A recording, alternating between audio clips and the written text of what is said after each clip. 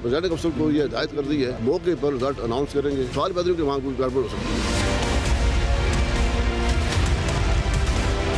जो सिलेक्टेड है आजाद कश्मीर या किसके हाथ पांव फूल गए, जलसा नहीं, जलसी भी नहीं कर सका। जाली राजकुमारी ने आजाद जम्मू कश्मीर के इलेक्शन में नफरत के बीज बोए। इमरान नियाजी ने बतौर वजीर आजम और उसके तमाम वज़रा ने जिस किस्म की कैंपेन की है, सरकारी वसाइल को बेदरेक तरीके से इस्तेमाल किया गया। तहरीके इंसाफ हुकूमत बनाने जा रही है और सिंध में भी तैयारी रखे तहरीके इंसाफ, एक दिन सिंध में भी तहरीके इंसाफ की हुकूमत होगी इंशाअल्लाह। Welcome to Newsland. मैं हूं डॉक्टर मारिया जुल्फ़िकार खान। व्यूअर्स, आज़ाद कश्मीर कानून साज असम्बली की 45 नशिस्तों के लिए 33 पर आज़ाद कश्मीर की हदूद में, जबकि 12 मुहाजिरीन की सीट्स के लिए जो मुल्क भर में इस वक्त मुकाबला है वो जारी था। आज 32,20,000 से ज़ायद वोटर्स ने हक़ राय दही इस्तेमाल किया है। PTI, PMLN और पाकिस्तान पीपल्स पार्टी के अलावा मुस्लिम कॉन्फ्रेंस और दीगर रियासती जमातों के 800 के करीब उम्मीदवारों ने इंतखाब में हिस्सा लिया है। सुबह 8 बजे से शाम 5 बजे तक वोटिंग का अमल जारी रहा। ओवरऑल पोलिंग जो है वो पुरअमन नज़र आई और बिला तातुल सिचुएशन जो है वो फेयर होती हुई नज़र आई। कुछ मुकामात पर फायरिंग के वाक़यात भी हुए हैं। LA 12 चुड़ोही में इतलात के मुताबिक 2 अफराद फायरिंग से जाँ बहक हुए हैं। कुछ जगहों पर तसादुम के बायस पोलिंग का अमल मुतासर भी हुआ, लेकिन कुली तौर पर अगर बात की जाए तो इंतखाबी अमल मुकम्मल हो चुका है। गैर हतमी और गैर सरकारी नताइज के मुताबिक PTI 18 सीटों पर आगे है, जबकि PMLN और पाकिस्तान पीपल्स पार्टी 4-4 सीट्स पर बरतरी है। मुस्लिम कॉन्फ्रेंस को भी 2 सीट्स पर नुमाया बरतरी हासिल है, लेकिन याद रहे ये तमाम नताइज गैर हतमी और गैर सरकारी नताइज हैं। इंतखाबी मुहिम से लेकर आज पोलिंग डे तक जो माहौल रहा इस बारे में और जो पाकिस्तान में बड़ी सियासी जमातों का जो बयानिया रहा, इस पर हम बात करेंगे। हमें इस वक्त मुजफ्फराबाद से समर अब्बास साहब हमारे एंकर पर्सन हैं, वो ज्वाइन कर रहे हैं। साथ ही साथ नज़ीर लगारी साहब, रज़ा रूमी साहब और अवैस तौहीद साहब भी हमारे पास होंगे। तो फ़र्स्ट ऑफ ऑल समर के पास चलते हैं और वहाँ से देखते हैं कि सिचुएशन क्या है। समर, आपने पूरी इलेक्शन मुहिम जो है वो कवर की। आज बिलखसूस जो इस वक्त पोलिंग का दिन है वो भी आपने जो है वो पूरा अपनी खुद देखा, किस ऑब्ज़र्व किया कि क्या है। क्या कहेंगे आप वीज़ावी टर्न आउट और जो सिचुएशन रही, किस तरह आप इसको किस तरह एनालाइज करते हैं? बहुत शुक्रिया डॉक्टर मारिया। एक तो टर्नआउट जो है वो बहुत ही ज़्यादा इम्प्रेसिव रहा है। मैं दूर अफ्तादा पहाड़ों के ऊपर भी गया जहाँ पे पोलिंग स्टेशन कायम है, वहाँ पर भी मैं देखा 70% पोलिंग वहाँ पे जो है टर्नआउट रहा है। 70% से ज़ायद वोट पोल हुआ है, विच इज़ वेरी इम्प्रेसिव। और यहाँ के लोगों ने बड़ा बढ़ चढ़ के इस इंतखाबी सरगर्मी में हिस्सा लिया है। और इस वक्त अब तक के जो मैं देख रहा हूँ ग्राउंड पे सिचुएशन, पहले इंतजामात के बारे से अगर हम बात करें तो पोलिंग जो है वो बिल्कुल फेयर पोलिंग हुई है, बिल्कुल शफाफ पोलिंग हुई है। किसी भी किस्म की कोई भी चीज़ यहाँ पर ऑन ग्राउंड नज़र नहीं आई कि कोई ठप्पे लगा रहा हो, कोई स्टफिंग कर रहा हो या किसी किस्म की कोई मुदाखलत हो। तमाम पॉलिटिकल पार्टीज़ को लेवल प्लेइंग फील्ड दिया गया है आज। उनके वोटर्स को भी वो बड़ा उन्होंने आज़ादी के साथ आकर अपना वोट कास्ट किया है। सेकेंडली, जो दूसरी सबसे इम्पॉर्टेंट चीज़ है, डस्का की धुन के बाद सबका एक शक और शुबा रहता है जो वोटों की गिनती का अमल है कि उस पर कोई धुन ना छा जाए। तो उस धुन से बचाने के लिए यहाँ पर बड़े ज़बरदस्त इंतजामात देखने को मिले हैं कि 3 टियर्स हैं यहाँ पे चेक के किसी भी तरह से काउंटर चेक किया जा सके जो भी रिजल्ट्स कंपाइल होके पहुँच रहे हैं ROs के पास प्रिजाइडिंग ऑफिसर्स की तरफ से। नंबर 1 ये है कि जो भी प्रिजाइडिंग ऑफिसर्स हैं हर पोलिंग स्टेशन के, वो दस्तखत करके फॉर्म 45 जो है वो तमाम मुसद्दका कॉपीज जो है साइन करके प्रिजाइडिंग ऑफिसर तमाम पोलिंग एजेंट्स को दे रहे हैं। पाबंद किया गया है प्रिजाइडिंग ऑफिसर्स को कि हर जगह पे आप जो पोलिंग एजेंट्स हैं उन्हें मुसद्दका कॉपी रिजल्ट्स की दें। इससे 2 चीजें मुंसलिक कर रहे हैं, थर्ड वो लेके यहाँ पे आ रहे हैं। कुछ चैनल्स इस वक्त रिपोर्ट कर रहे हैं कि मीडिया का जो अमला है उसे अंदर नहीं जाने दिया जा रहा। आप क्योंकि सारी चीजें आपने खुद ऑब्जर्व की हैं, आप इसकी तस्दीक करेंगे, नफी करेंगे? क्या आपने क्या देखा है? काउंटिंग तक तो मैंने खुद देखा है। हमने अपने कैमरामैन के साथ हम गए जिस पोलिंग स्टेशन पे मैं गया, विजिट किया, वहाँ में अपने कैमरामैन के साथ किया, हमने जाके फुटेज भी बनाई, देखा भी, हमारे सामने काउंटिंग हुई, बड़ी ठीक हुई। अब इस वक्त जो आरओज़ के पास रिजल्ट कंपाइल हो रहा है उसको अभी मैंने आपके प्रोग्राम से फारिग होकर मैंने वहीं जाना, आरओ के जहाँ पे डीआरओ का ऑफिस है वहाँ पे मुख्तलिफ आरओज़ के रिजल्ट लेके आ रहे हैं, वहाँ मैंने जाके देखना है कि वहाँ क्या हो रहा है, वहाँ एक्सेस दी जाती है या नहीं। लेकिन उस पूरे एरिया को सील कर लिया गया है, जो जितनी रोड्स हैं उस एरिया को कनेक्ट करती हैं ओल्ड सेक्रेटेरिएट के ब्लॉक को, उस एरिया को बंद कर दिया गया। वहाँ व्हीकल्स की एंट्री अलाउ नहीं है, पैदल लोग वहाँ पे जा सकते हैं, वो भी जिनका जाना ज़रूरी है। तो वहाँ जाके मैं भी देखने की कोशिश करूँगा वहाँ क्या हो रहा है। लेकिन ये चीज़ देखी गई है कि जिस तरह मैंने कहा 3 काउंटर चेक्स के यहाँ पे ज़राए हैं। एक तो वो कॉपी जो दी गई हर पोलिंग स्टेशन पर मुतलका पोलिंग एजेंट्स को, दूसरी कॉपी वहाँ से व्हाट्सएप की गई है इलेक्शन कमीशन के इस कंट्रोल रूम के अंदर, जो मेरे पीछे आप बिल्डिंग देख रहे हैं, यहाँ पे कंट्रोल रूम कायम किया गया इलेक्शन कमीशन की तरफ से, यहाँ व्हाट्सएप पे कॉपी आ रही है हर पोलिंग स्टेशन से। नंबर 3, हर प्रिजाइडिंग ऑफिसर जो है वो अपने पास जो कॉपी है वो फिजिकली रेंजर्स की, एफसी की या पुलिस की निगरानी में जो उन्हें सरकारी गाड़ियां डेजिग्नेट की गई हैं उन गाड़ियों पर लेकर सिक्योरिटी में लेकर जो हसास पोलिंग स्टेशन या पोलिंग स्टेशन हैं या इंतहाई हसास हैं वहाँ पर आर्मी की सिक्योरिटी में वो ला के तमाम जो नताइज हैं वो मुतलका ला के आरओज़ और डीआरओज़ के पास जमा करवाए जा रहे हैं। तो मुझे नहीं लगता कि नताइज की कंपाइलेशन के अंदर किसी किस्म की कोई खराबी का अंसर जो है वो शामिल हो सकता है। ये रिपोर्ट्स जो ये रिपोर्ट्स आ रही हैं और देखने को जरूर मिली, कंप्लेंट्स भी आ रही हैं, जो फॉर्मर प्राइम मिनिस्टर हैं फारूक हैदर साहब, उनकी तरफ से जो है ये अब remains to be seen former होते हैं या whether he succeeds in becoming the prime minister again. लेकिन फारूक हैदर साहब की तरफ से ये आ रहा है कि उनके हल्के में जो है वो वोटिंग का अमल जो है वो रोक दिया गया है। उनके गालिबन उनके जो बेटे हैं उनकी तरफ से भी कुछ ट्वीट्स इस तरह की आ रही हैं जिससे लग रहा है कि शायद मुदाखलत हो रही है। तो उस पर अगर कुछ बताना चाहें कि बड़ा अहम हल्का है।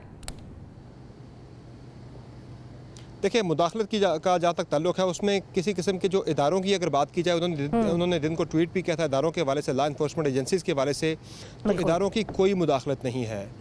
इदारे जो है फ़ौज की बात की जाए खुल के, तो फ़ौज सिर्फ हमें वहाँ नज़र आई, वो भी हमें पोलिंग स्टेशन से बाहर नज़र आई सिक्योरिटी देते हुए। जहाँ लाइन ऑर्डर की सिचुएशन पैदा हुई, बहुत ज़्यादा ख़राब हुई, वहाँ फ़ौज को तलब किया गया और उनकी इन्वॉल्वमेंट मुझे यहाँ पर कहीं भी नज़र नहीं आई है। दूसरा जो रिजल्ट्स की कंपाइलेशन का मामला है, अभी तक के जो नताइज कंपाइल हुए हैं, अभी तक के नताइज के मुताबिक जो गैर सरकारी गैर हतमी है उसमें फारूक हैदर साहब जो हैं वो अपने दोनों हलकों पर इंतहाई मुश्किल का शिकार हैं। दोनों हलकों पे वो पीछे हैं, वो हार रहे हैं अभी तक के नताइज के मुताबिक अपने दोनों हलके। तो ज़ाहिर है फिर जो हार रहा होता है वो इस तरह के बयानात तो सामने आते हैं। फारूक हैदर साहब के जो है अपने आबाई हलके में भी मुश्किल सूरत हाल से दो चार है। जो नया हलका है लीपा का, वहाँ भी वो मुश्किल सूरत हाल से दो चार है। वहाँ PTI का कैंडिडेट उन्हें टफ टाइम दे रहा है, अपने आबाई हलके में पीपल्स पार्टी का कैंडिडेट उन्हें टफ टाइम दे रहा है। तो मुश्किलात का शिकार है काफ़ी ज़्यादा फारूक हैदर साहब। अच्छा, आपके पास इस वक्त जो अनऑफिशियल रिजल्ट्स हैं उस पे आपके पास क्या इस वक्त जो है आ रहा है? हमारे पास जो PTI का आ रहा है 18 सीटों पर, पीपल्स पार्टी PMLN जो है वो 4 नशिस्तों पर, इसी तरह मुस्लिम कॉन्फ्रेंस 2 पर। तो अगर इस पे कुछ हमें बताना चाहें।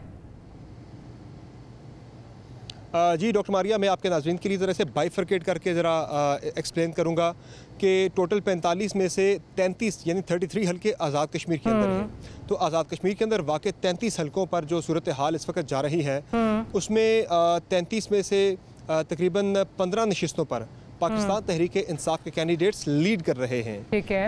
बाकी यहाँ पर जो दीगर 10 से 12 हल्के हैं वहाँ पीपल्स पार्टी के कैंडिडेट लीड करते नजर आ रहे हैं। ठीक है। 3 से 4 पोलिंग स्टेशन ऐसे हैं जहाँ मुस्लिम लीग नून के कैंडिडेट लीड करते नजर आ रहे हैं, जबकि मुस्लिम कॉन्फ्रेंस के जो कैंडिडेट्स हैं वो अब सिर्फ एक हल्के पे सरदार अतीक साहब ही सीट जीत के हैं अपनी। बाकी जो उनकी सीट आनी थी कोटली से, मलिक नवाज साहब की राजमहल से, वहाँ PTI लीड कर रही है वहाँ पर। बाकी अगर बात की जाए, अच्छा समझ, one final question, I know आपने भी जाना है, मैं गेस्ट की तरफ भी जाना है। मुझे जरा ये आपका, मैं थोड़ी देर पहले आपका जो प्रोग्राम चल रहा था उसमें आपने बड़ी इंटरेस्टिंग बात की। आपने कहा कि जी बज़ाहिरन जो पाकिस्तान पीपल्स पार्टी और PMLN की एक जंग नज़र आ रही है वो यहाँ पर अंदर से उनकी जो हैं वो उनके राब्ते कायम हो चुके हैं और ये भी कहा जा रहा है कि अगर मिलकर हमें हुकूमत बनानी पड़ी तो हम बना सकते हैं। क्या इस पोजीशन में आपको नज़र आ रहे हैं? और इस पर भी ज़रा बता दीजिए, फिर मैं मेहमानों की तरफ चलती हूँ। बिल्कुल ऐसा हो सकता है, पॉसिबल है, चूँकि यहाँ पर मेरे ज़रा ये बता रहे हैं कि पीपल्स पार्टी और नून लीग की जो मुकामी क़यादत है वो आपस में राब्ते में है और उनके दरमियान ये तय पा चुका है कि PTI का रास्ता रोकने के लिए अगर हम दोनों की मिलकर इतनी सीट्स आ गई कि हम यहाँ पे गवर्नमेंट कायम कर सकें तो पाकिस्तान के अंदर पीपल्स पार्टी नून लीग में जो भी चल रहा है उसे बाले ताक रखते हुए यहाँ पे हम अपना एक वर्किंग रिलेशनशिप अच्छा कायम कर लेंगे, गवर्नमेंट बना लेंगे। लेकिन पीटीआई जो है वो फिलहाल लग नहीं रहा कि ऐसा होने दे, क्योंकि पीटीआई भी है सिंपल मेजॉरिटी शायद ना ले पाई यहाँ पे। माजी में हुकूमतें यहाँ पे सिंपल मेजॉरिटी लेते रही हैं, सेंटर की जिस पार्टी की गवर्नमेंट रही है वो सिंपल मेजॉरिटी या 2/3 मेजॉरिटी लेते रही है।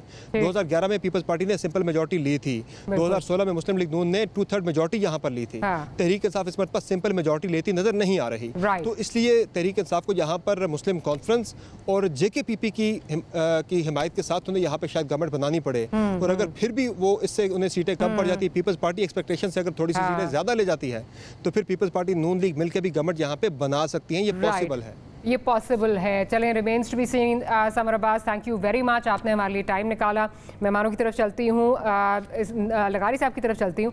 लगारी साहब, क्या देख रहे हैं आप इस वक्त? जिस तरह समर अभी बता रहे थे और ये हमने माजी में देखा कि सेंटर का बड़ा अफेक्ट आता है, सेंटर में जो भी पार्टी होती है, जो भी हुकूमत जिसकी होती है, उसको बरतरी हासिल होती है, खा वो पीपल्स पार्टी हो, खा वो पाकिस्तान मुस्लिम लीग नवाज हो। लेकिन समर जिस तरह अभी बात कर रहे हैं कि सो फार जो इस वक्त अगेन अनऑफिशियल रिजल्ट्स हैं, लेकिन उसमें लग नहीं रहा कि 2/3 मेजॉरिटी वाली सिचुएशन PTI के लिए हो। इसकी क्या वजूहत, आप क्या देखते हैं? जो सेंटर में परफॉर्मेंस है वो है क्या, आप क्या देख रहे हैं इसमें? एक तो वहाँ पर जनरली पब्लिक की शिकायत ये रही है, वहाँ से मीडिया पर्सन्स लोग, अखबारात से या हमारे इलेक्ट्रॉनिक मीडिया से जो लोग भी गए, उन्हें एक बात मिली है कि इन्होंने महंगाई का लोगों के ऊपर पहाड़ तोड़ा है और लोग जो है महंगाई में दब रह गए हैं। सबसे बड़ी शिकायत हर हल्के से ये आई है। और दूसरी बात ये है कि ये ट्रेंड तो है और ये हमारे मुल्क की बदकिस्मती है कि ये ट्रेंड है कि जनाब जो वफाक में हुकूमत होती है उसकी ही पार्टी बनती है। ये नहीं होना चाहिए। उसकी वजह ये होती है कि जो इलेक्टेबल्स होते हैं वो दौड़ लगाते हैं और सबसे पहले जाकर शामिल हो जाते हैं हुक्मरान पार्टी में, और वो अपने जोर पर जीतने वाले लोग होते हैं। और चूँकि बिरादरियों की बुनियाद पर इलेक्शन होते हैं तो इस तरह से वो कोशिश करते हैं थोड़ा सा उसके अंदर नमक, मिर्च, लहसुन, अदरक और धनिया ये सब जो है फिर बाद फिर उसका तड़का लगाया जाता है और फिर नतीजा बनाया जाता है, तब जाकर लोगों के सामने आता है। लेकिन इस बार जैसे समर कह रहे थे ऐसा होता नज़र नहीं आ रहा है। जितनी सीटें इन्होंने बताई हैं अमूमन ये ख्याल किया जा रहा है कि इतनी ही सीटें जो हैं वो PTI ले सकेगी। इस वक्त तक जो पीपल्स पार्टी ने अपने लोगों के नतायज के बारे में एक वो दिया है और ग्राउंड से भी जो हमें मिला है उनमें बहुत सीटें हैं जिनके ऊपर पीपल्स पार्टी को सबकत है, वो आगे जा रही है। और उसके बारे में ये नहीं कहा जा सकता है कि ये गलत है। तकरीबन जिन कैंडिडेट्स के बारे में कहा गया है वो हमारे इलेक्शन नतायज के मुताबिक भी वो आगे ही हैं। साबिक सरदार याकूब जो हैं वो आगे हैं, साबिक वजीर ख़जाना और पार्टी के सदर जो हैं आज़ाद कश्मीर के चौधरी लतीफ़ अकबर आगे हैं। ये जो अभी बता रहे थे समर अब्बास के राजा फारूक हैदर वो पीछे हैं। तो वो अशफाक जफर जो हैं साबिक स्पीकर आज़ाद कश्मीर असम्बली और साबिक कायम मकाम सदर भी रहे थे, वो साहबजादा इसहाक जफर बड़े सीजन पॉलिटिशियन थे, उनके बेटे हैं अशफाक जफर, वो विन कर रहे हैं। चौधरी लतीफ़ अकबर विन कर रहे हैं, चौधरी कासिम विन कर रहे हैं, उनके वालिद जो मजीद साहब जो हैं वो वज़ीर आज़म रहे हैं। आपका पॉइंट आ गया। तो पीपल्स पार्टी की पोजीशन आपको अच्छी लग रही है। मैं जरा रजा रूमी साहब की तरफ चलती हूँ। लग रहा है कि 10 सीटों पर वो लीड 10 सीटों पर लीड ले जाएंगे।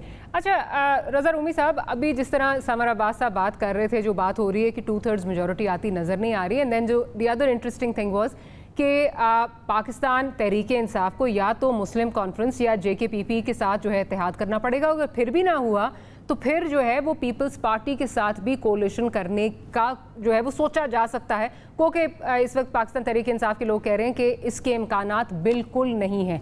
आप सिचुएशन कहाँ जाती हुई आपको सिचुएशन कहाँ जाती हुई नज़र आ रही है? और बड़ी अगर ये होगा कि 2/3 मेजॉरिटी नहीं आएगी तो ये तो एक वेकअप कॉल समझी जानी चाहिए पाकिस्तान तहरीक इंसाफ के लिए। देखिए, पाकिस्तान तहरीक इंसाफ अगर सादा अक्सरियत भी लेगी तो मेरे ख्याल से इतनी बुरी परफॉर्मेंस नहीं है, क्योंकि अगर आप देखें जो उनकी मुखालिफ पार्टीज हैं उन्होंने बहुत जारहाना किस्म की कैंपेन्स की हैं।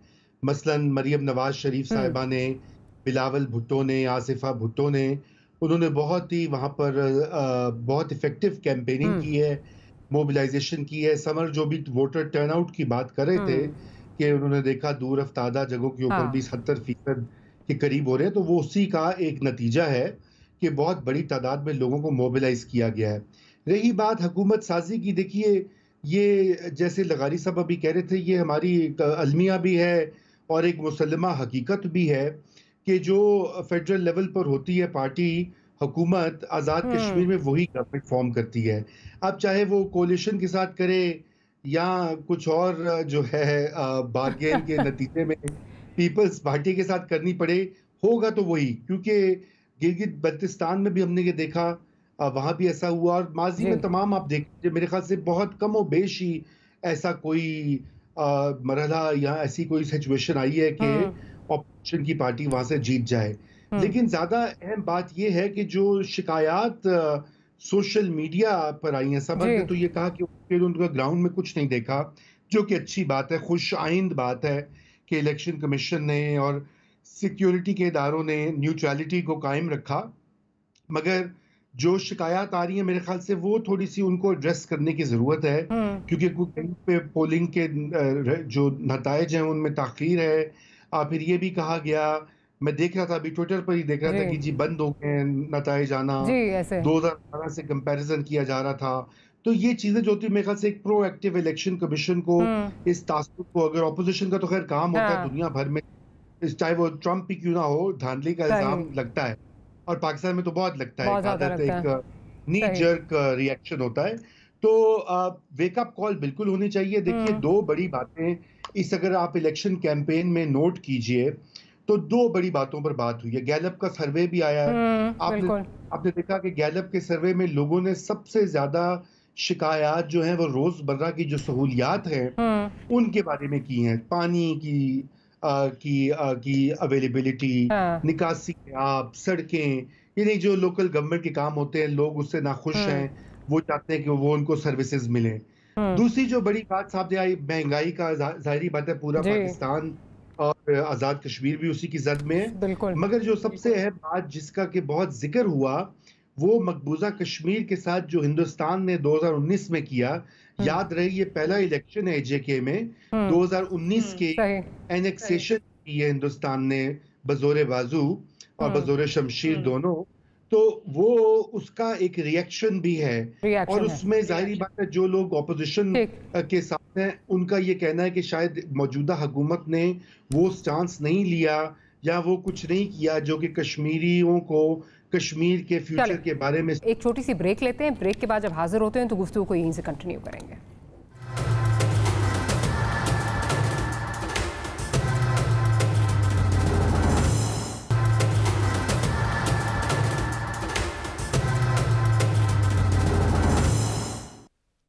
Welcome back after the break. Awais Tauheed sahab हमारे साथ मौजूद हैं। वैसा ब्रेक पे जाने से पहले रज़ा साहब का पॉइंट ऑफ व्यू ये था कि जो 2/3 मेजॉरिटी की बात हो रही है जो पीटीआई को लग रहा है कि शायद नहीं मिलेगी, उसकी दो वजूहात हैं। ज़्यादा वजूहात जो उनके मुताबिक ये है कि जो 2019 का जो फॉल आउट है उसमें लोगों की एक्सपेक्टेशंस के मुताबिक चीज़ें नहीं हुई, इंडिया के जो एक्शंस हैं उसके बाद।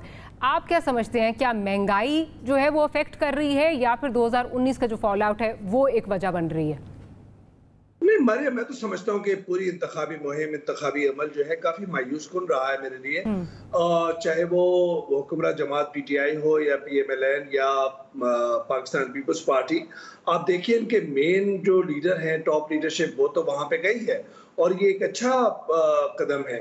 लेकिन क्या ये पूरे साल जाते रहे हैं वहाँ पे या सिर्फ वोट मांगने गए? और दूसरी बात ये कि अपनी तलखियाँ, नाराजगियाँ, अपनी नेगेटिविटी, पोल्यूशन, अपने इश्यूज वहां पे गए हैं या आज़ाद जम्मू कश्मीर के इश्यूज अपने इंतखाबी मुहिम का हिस्सा बनाया है? मैं समझता हूँ कि बहुत नाकामी रही है और जो ज़बान इस्तेमाल की है, जो बदतहजीबी का मुजाहरा किया है इंतखाबी मुहिम के अंदर, वो तो उसकी तो कोई मिसाल ही नहीं मिलती। चाहे इमरान खान साहब है, उन्होंने मरियम साहिबा के बेटे को बीच में घसीटा, मरियम साहिबा ने एंटीसेमेटिक मेरी नज़र में गोल्ड स्मिथ फैमिली के खिलाफ जो बातें की हैं वो उनको जेब नहीं देती। फिर अमीन गंडापुर से तो ना मुझे उम्मीद हो सकती है ना आपको हो सकती है।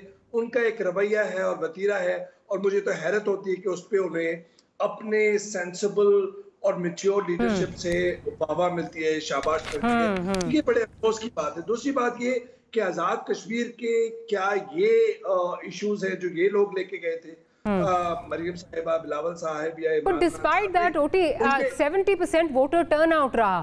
So I mean याद जी मैं आपसे अर्ज ये कर रहा हूँ कि देखिए, एक जो फ्लॉ मुझे नजर आता है वो फ्लॉ ये नजर आता है कि वहाँ की जो रीजनल पार्टीज हैं, जो वहाँ की पार्टीज हैं, जो अपनी उनकी पॉलिटिकल पार्टीज हैं, उनका रोल कम से कम होता जा रहा है बतदरीज।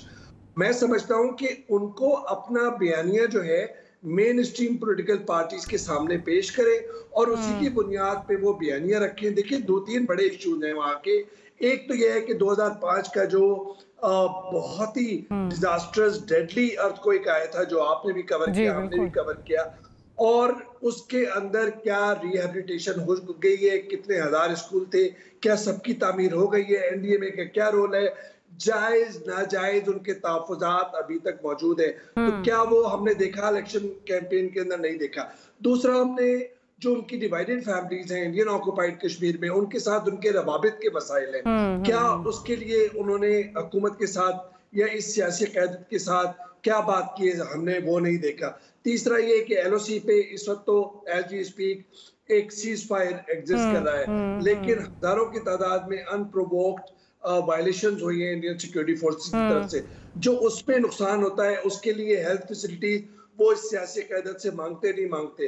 तीसरा, चौथा ये कि क्या हेल्थ और एजुकेशन जो है वो हमने इस इलेक्शन कैंपेन के अंदर देखा? मुझे नहीं लगता कि उस शिद्दत के साथ देखा।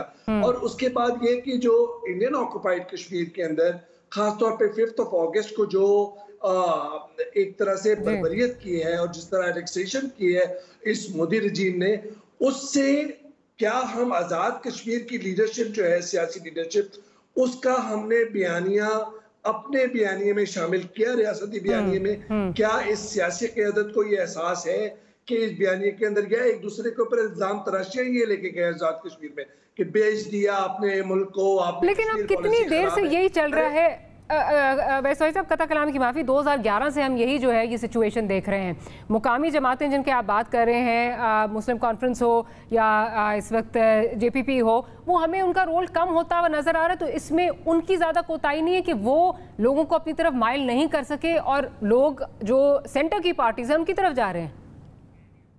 दोनों तरफ मसाइल हैं, लेकिन ज्यादातर मसाइल इन मेन स्ट्रीम पॉलिटिकल पार्टीज का है। देखिए, उनकी डिपेंडेंस है, फाइनेंशियल डिपेंडेंस है, उनकी रिसोर्सेज की डिपेंडेंस है, उनकी जो टूरिज्म वहां पर होती है वो कहाँ से जाती है, किस तरह प्रोमोट होती है, उसकी डिपेंडेंस है। वो मैं ये समझता हूँ कि इन पॉलिटिकल पार्टीज ने अपनी इजारादारी उस जगह पे भी लगाई हुई है, वहां पे भी वही अपनी पोल्यूशन, अपनी नेगेटिविटी लेके जा रहे हैं, ना कि वहां के मसाइल या वहां की पॉलिटिकल पार्टीज को अपने बयानिए के अंदर शामिल करें। मैं समझता हूं कि इस इलेक्शन के अंदर कोई भी जीते, और लगता यही है कि पीटीआई जीतेगी, लेकिन क्या उससे आजाद कश्मीर के मसाइल या कश्मीरी अवाम के मसाइल या एक यूनिटी का जो पैगाम अक्रॉस द बॉर्डर जाना था, क्योंकि उनकी भी नजरें इस इलेक्शन पे हैं, क्या वो हम यूनिटी का पैगाम या मैसेज देने में कामयाब हुए? मुझे उस पे मायूसी हुई। अच्छा, रवैयों की बात कर रहे हैं अवैस तौहीद साहब, तो इलेक्शन कमीशन जो है वो बड़ा कंट्रोवर्शियल जो है वो बना हुआ है। ये आ रहा है कि एक रबर स्टैम्प की तरह एक्ट कर रहा है, अपनी जो रिट है उसको इस्टेब्लिश करने में बुरी तरह नाकाम हुआ है। लेकिन आज एक और रवैया हमने election commission of Pakistan, election commission जो आज़ाद जम्मू कश्मीर है उनकी तरफ से जो है नज़र आया। ज़रा सुनवा दीजिए कि क्या बात हो रही थी और क्या उनके रवैये थे। 2 कत्ल हुए, इंतहाई अफसोस, 2 हो गए, दूसरा जख्मी है, वो भी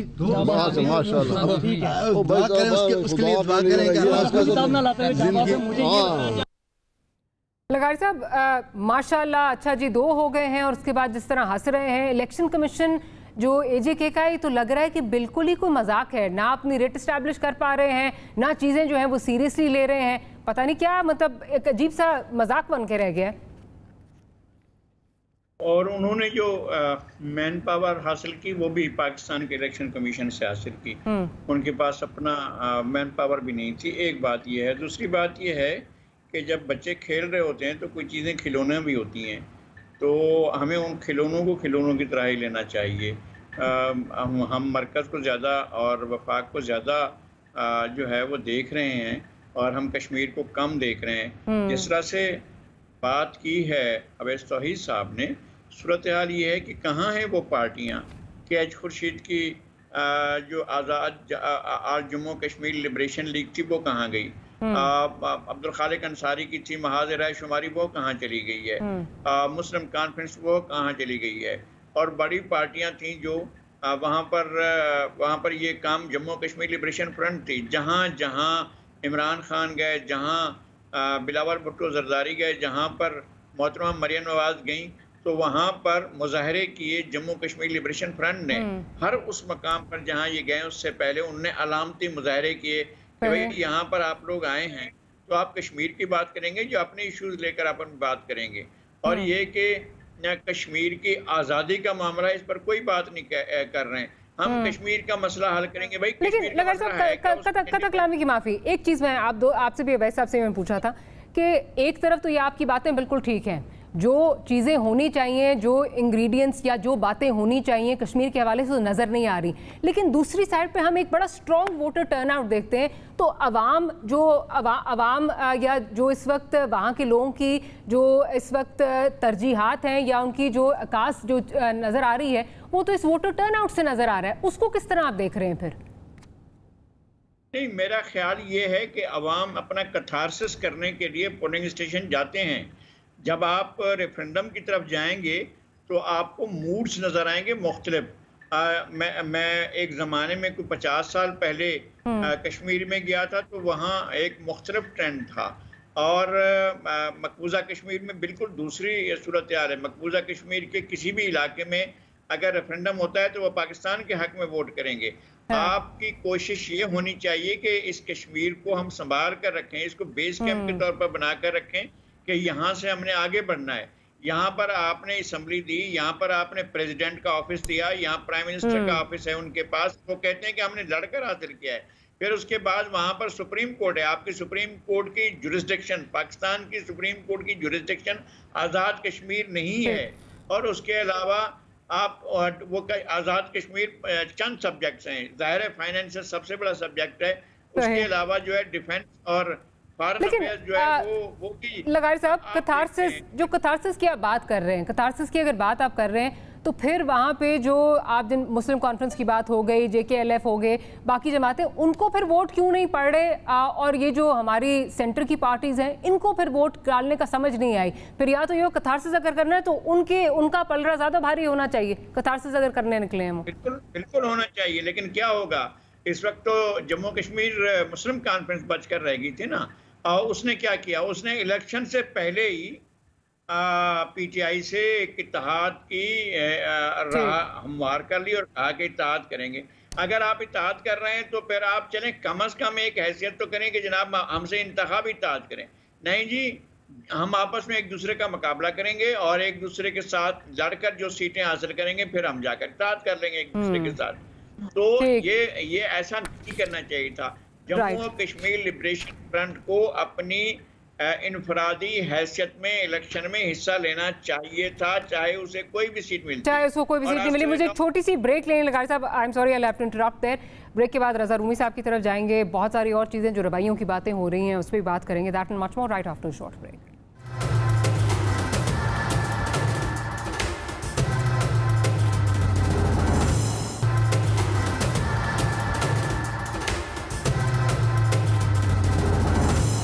welcome back after the break. Statements बहुत अजीब किस्म की स्टेटमेंट्स जो हैं आई हैं इस पूरे इलेक्शन प्रोसेस में। कहीं गंडापुर साहब की अजीब स्टेटमेंट, कहीं इलेक्शन कमीशन की, लेकिन आज एक अजीब ही स्टेटमेंट, एक अनोखी स्टेटमेंट आई है जो इस्माइल गुज्जर साहब हैं पाकिस्तान मुस्लिम लीग नवाज़ के। ज़रा वो सुन लेते हैं, फिर रूमी साहब की तरफ चलती हूँ। मैं उनसे वार्निंग करता हूं कि इस तरह की अगर आपने किया, ये मेरा बाहर कैंप लगा हुआ था, वो कैंप इन्होंने उखाड़ दिया, ये धांधली नहीं है तो और क्या है। अगर ऐसी हरकत की तो मैं इंडिया को पुकारूंगा कि आपसे वो अच्छे हैं कि वो कम अज कम ये काम तो नहीं करते जो आपने किया है यहाँ पे। तो मैं इसकी परजोर मुजामत करता हूँ और वार्निंग भी देता हूँ कि ये आजाद कश्मीर के लोग हैं, आजाद कश्मीर का इलेक्शन है, इसको पुरअमन रहने दें, इसमें कोई ऐसी शरारतबाजी ना करें।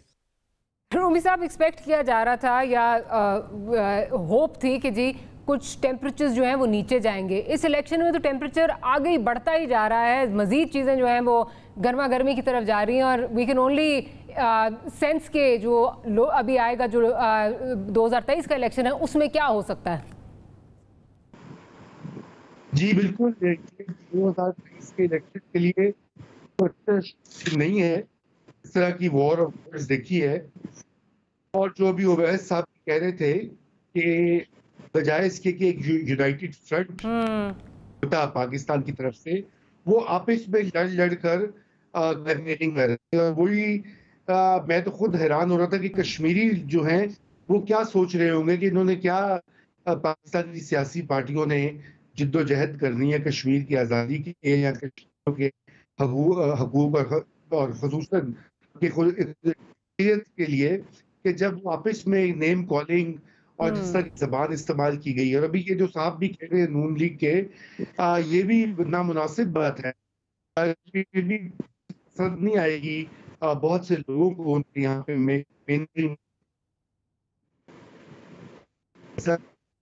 रूमी साहब का कुछ स्काइप का इशू आ रहा है, दोबारा जो है उनको कॉल मिलाई। रूमी साहब, आपको आवाज़ आ रही है? बगैर आवाज़ क्लियर है रज़ा रूमी साहब? मेरा ख्याल है स्काइप का कुछ इशू है, ज़रा दोबारा मिला लीजिए। मैं लगारी साहब की तरफ चलती हूँ। लगारी साहब, आप ये स्टेटमेंट किस तरह की देख रहे हैं? मतलब मोदी की यारी के भी फतवे लगे और भी बहुत सारी चीज़ें हमने देखी, दोहराना जो है वो मुनासिब नहीं है, लेकिन ये जो लेटेस्ट स्टेटमेंट आई है क्या है? जहाँ यूनिटी की ज़रूरत थी वहाँ आपने जो है वो एक माहौल को इतना डिवाइसिव माहौल कर दिया है कि जिसकी याद नहीं है।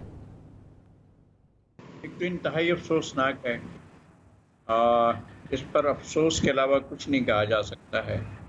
या आप इनफरादी अमल है उसका और उसकी आप मजम्मत भी कर सकते हैं, लेकिन आपको ये ज़रूर ख्याल करना चाहिए कि आप अपने लोगों को, या अपने कश्मीरी भी अपने, हमारे दिल हैं, हमारा जान जिगर हैं, हम उन्हें बहुत अजीज़ रखते हैं। अगर उनको अब दीवार से लगाएंगे तो ज़ाहिर है लोग रिटेलिएशन करते हैं, उनके कैंप उखाड़ दिए, ये सब कुछ कर दिया, तो ज़ाहिर है गुस्से के अंदर इंसान कुछ भी हो जाता है। इसका मतलब ये नहीं है कि उनकी पार्टी पॉलिसी ये है। मैंने खुद बात की लीडरशिप के साथ भी, उनके बहुत से लोगों के साथ बात की, उन्होंने कहा मजम्मत करते हैं, ये गलत बात है, और हम भी मजम्मत करते हैं, ये गलत बात है, लेकिन इसको इस तरह ना लिया जाए कि पूरी पार्टी जो है वो ऐसी है। हम शक करना शुरू कर दें कि पीटीआई को गद्दार कहना शुरू कर दें, हम जो है पीपल्स पार्टी को गद्दार कहना शुरू कर दें, हम पीएमएलएन को गद्दारी के फतवे तो खत्म होने चाहिए ना, सबसे पहले तो गद्दारी के फतवे खत्म होने चाहिए। और इन्होंने जो कुछ कहा है, एक हाईली डिप्रेशन होता है कि आपके कैंप उखाड़ दिए जाएं और पुलिस देख रही हो और पुलिस के होते हुए ये सब कार्रवाई हो रही हो, तो बंदा बहुत ज्यादा रिएक्टिव हो सकता है। और उन्होंने ऐसा किया, और मैं इसको न तो इंडोर्स कर रहा हूँ, ना मैं इसको सेकंड कर रहा हूँ, ना मैं इसकी बात को जो जुमला उन्होंने कहा है ना उसको मैं मबनी बर हकीकत कहता हूँ। लेकिन मैं ये भी कहता हूँ कि आप लोगों को दीवार से ना लगाएं, आप ऐसा अच्छा, मैं जरा रूमी साहब की बात उनकी तरफ जाती हूँ, उनकी लाइन कनेक्ट हो गई। रूमी साहब क्विकली कंप्लीट कीजिए जो आप कहना चाहते हैं, फिर मैं फाइनल कमेंट्स मैंने अवैस तौहीद साहब से भी लेने हैं। जी, मैं जो बात करना चाहता है वो लगारी साहब बिल्कुल जो कह रहे थे, मैं वही कहना चाह रहा था कि दीवार से लगाने की जो पॉलिसी है ये खत्म होनी चाहिए। हमने देखा है कि एक ट्रेंड है 2017 और 18 से ऑनवर्ड्स कि जहाँ पे जो दो बड़ी जमातें हैं उनको एक तरफ तो उनकी किरदार कुशी जो है वो पहम की गई सियासी जलसों में, टेलीविजन स्क्रीन्स पर, और फिर जिस तरह से 2018 के इंतखाबात मुतनाज़ा हो गए और उसके बाद से भी जो पॉलिसीज़ हैं फिर उसमें ये इस तरह के एक्सट्रीम रिएक्शंस आते हैं, चाहे वो पंजाब में जावेद लतीफ़ के रिमार्क्स हों या इन साहब के जो आज़ाद कश्मीर वाले साहब हैं इनके रिमार्क्स हों, ये उसी का नतीजा होता है। अगर सियासी और जमहूरी अमल शफाफ हो और सबको वो इंक्लूसिव हो, तो फिर हम तो फिर इस तरह की चीज़ें नहीं होती। मैं ज़रा क्विकली अवैस तौहीद साहब की तरफ जाती हूँ। अवैस तौहीद साहब, एंड में इसी पे पूछना चाहूँगी आपसे, जो बात हो रही है शफाफियत की बात हो रही है, अब ये इलेक्शन का दिन ख़त्म हो चुका है, रिजल्ट्स आना शुरू हो गए हैं, धांधली का शोर दोबारा ही आएगा, ये शफाफियत मुझे नहीं लगता हमारी नसीब में है, या ये जीतने वाला, ये सिचुएशन हो कि जीतने वाला जो है वो अपनी जीत जो है, हारने वाला जो है वो कबूल करे कि वो हार गया है और कंग्रेचुलेट करे जीतने वाले को। मुझे लगता है वही फतवे, वही चीज़ें जो हैं वो दोबारा रिपीट होंगी। नहीं, देखिए वो तो हमारी आपकी ख्वाहिश ही रह सकती है, और जिस तरह रविश है, जिस तरह आदतें हैं इनकी। देखिए ये जो साहब जो बात कर रहे थे, इसी तरह की गिरी हुई बातें, इसी तरह की आप पोल्यूटेड जो इन्वायरमेंट है वो देखेंगे अगर आपकी टॉप लीडरशिप जाके उस इंतखाबी मैदान के अंदर जो एग्जाम्पल सेट करेगी, चाहे वो PMLN हो, PTI हो, चाहे वो पाकिस्तान पीपल्स पार्टी हो, ये गद्दार और ये मुहिब वतन और मोदी का यार और कौन गद्दार, ये इस तरह का आप लेके जाएंगे और फिर कंस्ट्रक्टिव नैरेटिव नहीं लेके जाएंगे उस रीजन की, उस स्टेट की जिसके हम बहुत कदर करते हैं, जिसके ऊपर सारी दुनिया की नजरें लगी हुई हैं कि हम उसका मुकाबला करते हैं कि जी मकबूजा कश्मीर में कुछ नहीं हो रहा और आज़ाद कश्मीर में आप देखिए कितनी आज़ादी है। उस जगह पे जाके आप अपनी नेगेटिविटी वहाँ पे लेके जाएं, अपने इश्यूज लेके जाएं, तो वो मेरे ख्याल में बिल्कुल नहीं होगा। और ये बात आप सही कह रही हैं, अभी 2 घंटे के बाद रिजल्ट आ जाएंगे, 3 घंटे बाद आप फिर देखिएगा सोशल मीडिया पे, मिनिस्ट्री मीडिया पर और प्रेस कॉन्फ्रेंसेस में किस तरीके का तूफान बदतमीजी वाला। बिल्कुल, I have to close on that note. Awais Tauheed sahab, रज़ा रूमी साहब और लगारी साहब का बहुत शुक्रिया, लेकिन मेरा ख्याल है हमारी ख्वाहिश ही रह जाएगी कि जो भी रिजल्ट्स हों उसको तमाम जमातें जो हैं वो कबूल करें। कुछ ही देर में मेरा ख्याल है जिस तरह अभी अवैस तौहीद साहब कह रहे थे, प्रेस कॉन्फ्रेंसेस का एक सिलसिला जारी और सारी होगा और हम वही पुराने इल्ज़ामात सुन रहे होंगे। Will see you next week. Good night, अल्लाह हाफ़िज़।